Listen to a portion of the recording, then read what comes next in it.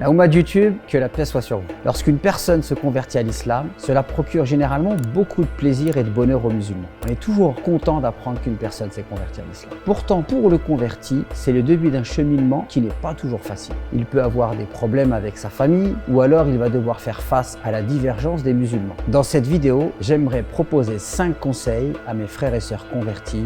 Restez avec moi.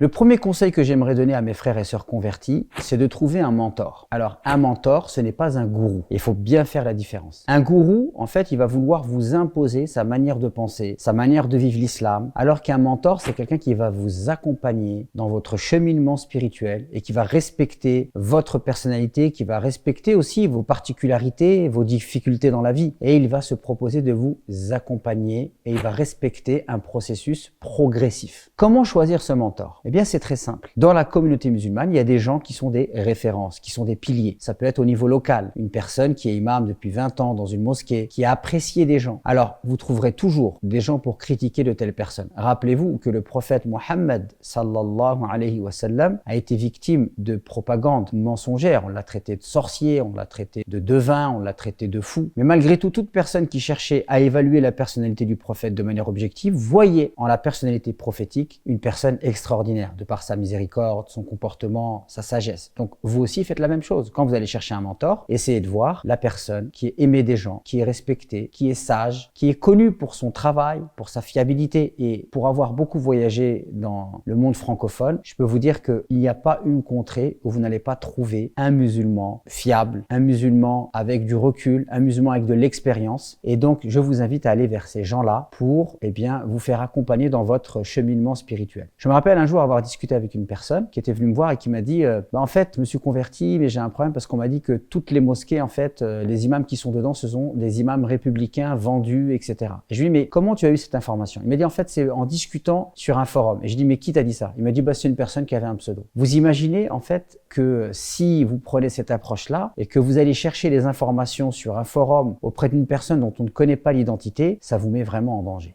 Deuxième chose, deuxième conseil extrêmement important, c'est qu'il faut apprendre à vous centrer sur l'essentiel. À titre d'exemple, je pourrais vous dire que dans l'islam, il y a plusieurs aspects. Il y a un aspect, par exemple, qui est juridique. Est-ce que c'est halal? Est-ce que c'est haram? S'il y a de l'alcool dans tel produit, est-ce que je peux manger? Est-ce que je peux, par exemple, porter tel vêtement? Et ça, en fait, ça, c'est un aspect de l'islam. Mais il y a d'autres aspects dans l'islam. Il y a l'aspect de la foi et de la spiritualité. Il y a l'aspect également de l'éthique et de la moralité. L'un des grands problèmes auxquels va être confronté un converti, c'est que très souvent, les musulmans vont l'enfermer dans cette question du halal et du haram. Alors que, en réalité, quand une personne vient à l'islam, ce qui est le plus important pour elle, c'est d'avoir des piliers dans son islam qui soient forts. C'est-à-dire qu'il faut qu'elle construise sa religiosité sur des fondements solides. Et ce sur quoi il faut commencer, c'est la foi. Pour ceux qui en doutent, on peut dire que le prophète, alayhi salatu wassalam, a été prophète pendant 23 ans. Et pendant les 13 premières années de sa vie, l'essentiel de son travail s'est concentré sur l'éducation spirituelle et sur la moralité et l'éthique des musulmans. Il y avait quelques rites, d'accord, l'aspect cultuel qui est aussi un aspect de l'islam que je n'ai pas cité, mais qui est un aspect important. Il y avait quelques rites. Il priait une prière de 2 rak'at le matin et il priait une prière de 2 rak'at le soir, mais cela n'était pas obligatoire. Et ce n'est que lors de la période médinoise, pendant les 10 dernières années de la vie du prophète, alayhi wassalam,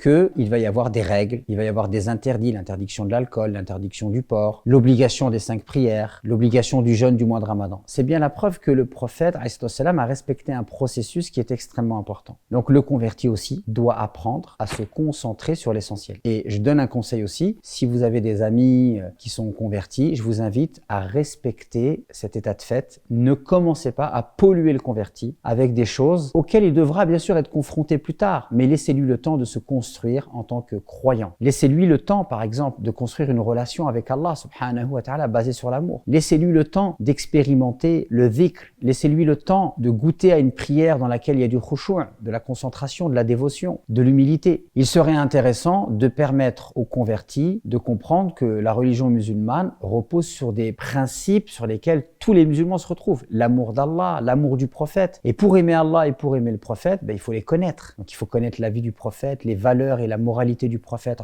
Il faut connaître Allah à travers ses noms et ses attributs. Il serait bon aussi que le converti puisse comprendre que pour le musulman, ce qui est extrêmement important, c'est de développer une moralité exemplaire et une éthique remarquable. Et il est important pour le converti également de comprendre qu'il faut qu'il soigne son âme de maladies telles que l'orgueil, la jalousie, l'avarice, et qu'il faut qu'il développe dans son fort intérieur des qualités telles que l'humilité, telles que la compassion, la miséricorde. Donc ça, c'est un point très important pour le converti. Il doit apprendre à se focaliser sur l'essentiel et nul doute que ce qui est très important au début, c'est quoi? C'est de développer la connexion avec le divin, de faire de cette connexion avec le divin un moyen de se transformer intérieurement et de s'élever spirituellement parlant et également d'un point de vue comportemental.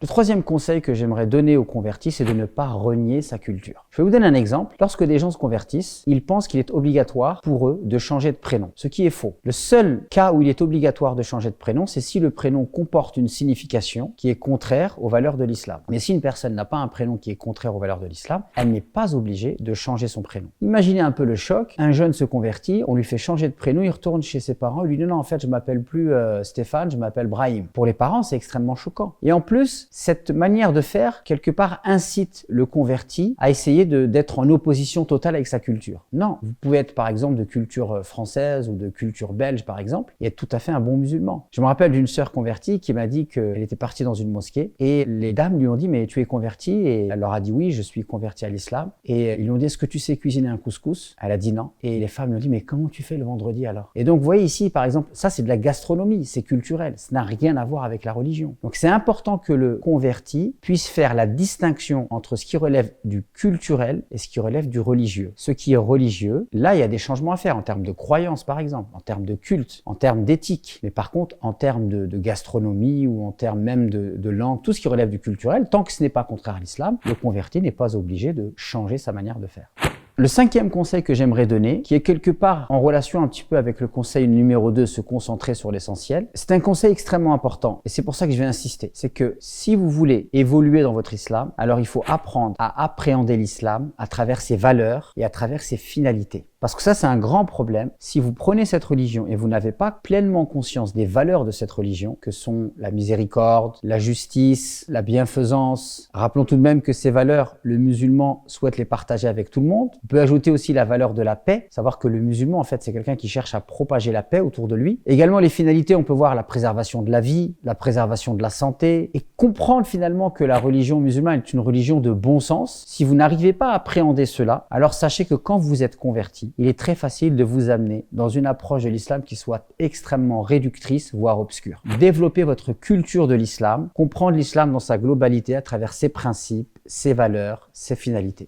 Dernier conseil, c'est de garder son sens critique et d'écouter son cœur. Je vous donne un exemple. Des gens viennent vous parler d'islam, ils sont un peu agressifs, ils sont un peu intrusifs. Vous ne les sentez pas, alors si vous ne les sentez pas, écartez-vous de ces gens-là. Les musulmans sont nombreux. Si des gens viennent à vous et vous sentez qu'ils ont un mauvais comportement, vous n'êtes pas à l'aise avec ça, prenez de la distance. Si des gens viennent vous parler de sujets et que ça vous paraît pas couler de source, votre bon sens vous dit que ça paraît pas logique, ça paraît pas sérieux, bien écartez-vous de ces gens-là. Écoutez-vous, c'est extrêmement important de s'écouter. Il y a beaucoup de gens qui se sont retrouvés dans des situations très difficiles et quand vous parlez avec eux, ils vous disent à la fin mais en fait au début je le sentais pas mais je sais pas ce qui s'est passé, je me suis pas écouté et je me suis retrouvé dans cette situation catastrophique. Cette situation catastrophique, c'est d'avoir suivi des gens qui les invitaient à commettre des attentats par exemple. Surtout gardez votre sens critique, écoutez votre cœur et rappelez-vous qu'en islam, ce qui est extrêmement important, c'est de faire des choses en étant convaincu. Prenez le temps d'être convaincu. Prenez le temps de l'étude, prenez le temps de la réflexion, prenez le temps aussi de la comparaison pour voir où se trouve la voie juste. Et rappelez-vous qu'à chaque fois que vous allez prier, vous allez demander à Allah de vous guider. C'est bien la preuve que le musulman est dans une quête de sens permanente.